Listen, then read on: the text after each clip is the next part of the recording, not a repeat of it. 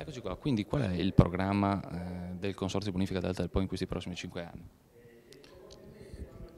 Il programma, diciamo, è nel contenimento, prima di tutto, dei costi della bonifica e dell'irrigazione, di cercare di sviluppare al meglio i servizi sia per il mondo agricolo che anche sul territorio per gli urbani. Il nostro è un territorio prettamente agricolo, però abbiamo molti insediamenti diciamo anche produttivi, e allora questi bisogna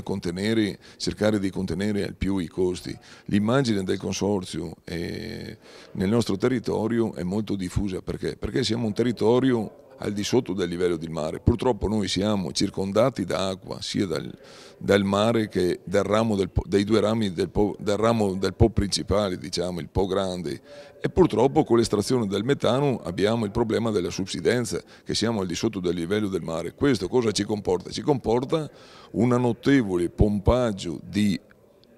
acqua, cioè con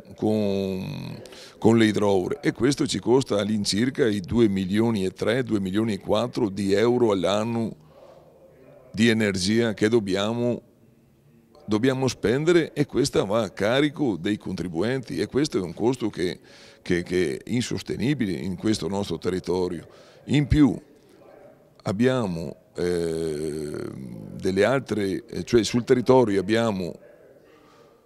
le valli, abbiamo la laguna, che questa purtroppo non è mai stata, cioè queste lagune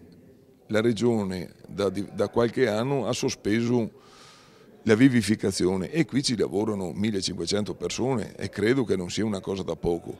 Mi auguro dalla conferenza stampa di questa mattina, spero e penso che la regione si metta una mano al petto o al cuore, perché l'assessore Conte ha detto che a breve tempo qualcosa vedrà di dare ai consorzi, perché purtroppo noi siamo uno di quei consorzi che avanziamo circa 10 milioni di euro di lavori fatti nel territorio,